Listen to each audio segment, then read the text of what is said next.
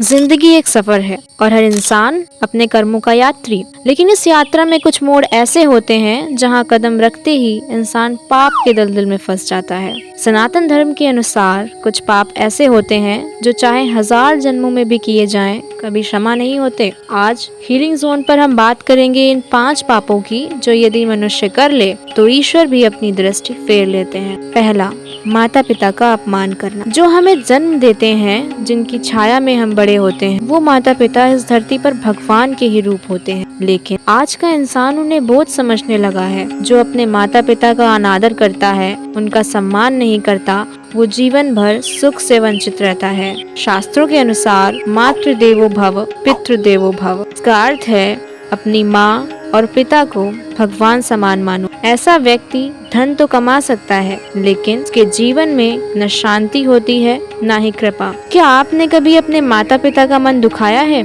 आज भी समय है, सुधार कीजिए। दूसरा, पराई स्त्री पर गलत नजर डाल। विचार भी पाप कर सकते, मन के भाव भी कर्म के समान ही माने गए हैं। जो पुरुष किसी पराई स्त्री को कामुक दृष्टि से देखता है या उसके शरीर के बारे में अशुद्ध विचार करता है, वह केवल उसे नहीं अपने आत्म सम्मान को भी कलंकित करता है। भगवत गीता के अनुसार तस्मात् त्वम इंद्रियाणि आदौ नियम्य भर्तर्ष। इसलिए सबसे पहले अपनी इंद्रियों को वश में करो। यदि मनुष्य अपनी दृष्टि, विचार और मन को शुद्ध नहीं रख पाता तो वह सत्य और मोक्ष के मार्ग से दूर चला जाता है। तीसरा, नशा करना, जैसे दारू, गांजा इत्यादि। नशा वो धीमा जहर है जो पहले आत्मा को मारता है, फिर रिश्तों को और अंत में पूरे जीवन को।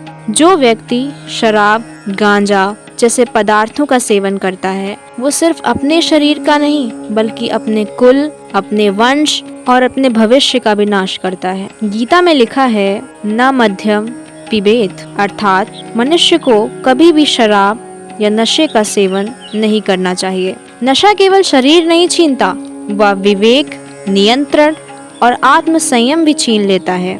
जो अपनी इंद्रियों पर नियंत्रण नहीं रखता, वह मोक्ष का अधिकारी नहीं हो सकता। चौथा, निर्दोष पर अत्याचार करना। जब कोई मासूम गाय, बालक या साधु पर अत्याचार करता है तो वह केवल अन्याय नहीं करता, वह स्वयं ईश्वर का अपमान करता है। इसलिए एक श्लोक है, जाको राखे साइया मार सके न कोई, अर्थात जिसकी रक्षा स्वयं भगवान करते हैं उसका कोई कुछ नहीं बिगाड़ सकता।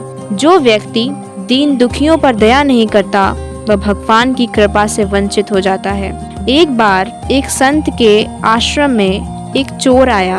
उसने एक बालक से रोटी छीन ली। संत ने उससे श्राप दिया, तू हर जन्म में भूखा मरेगा। सोचने योग्य प्रश्न ये है, कहीं हम भी अपने शब्दों या कर्मों से किसी भोले पर अन्याय तो नहीं कर रहे? सोच लीजिए। पांचवा, भगवान का अपमान या भक्ति का तिरस्कार करना। आज के युग में कुछ लोग धर्म, पूजा और भगवान का मजाक उड़ाते हैं, भक्तों को ड्रामेबाज कहते हैं और ईश्वर के अस्तित्व पर अहंकार से प्रश्न उठाते हैं। भगवत गीता के 16वें अध्याय में लिखा है, अहंकार बलम दर्पम कामम क्रोधम च संश्रिताः माम आत्म परदेहेषु प्रद्विष्णतो विसूयगा। अर्थात जो लोग अहंकार, बल, घमंड, काम और क्रोध से भरपूर होते हैं, वो दूसरों के भीतर स्थित मुझ भगवान से द्वेष करते हैं और मेरा अपमान करते हैं। भगवान को ना मानना एक विकल्प हो सकता है, लेकिन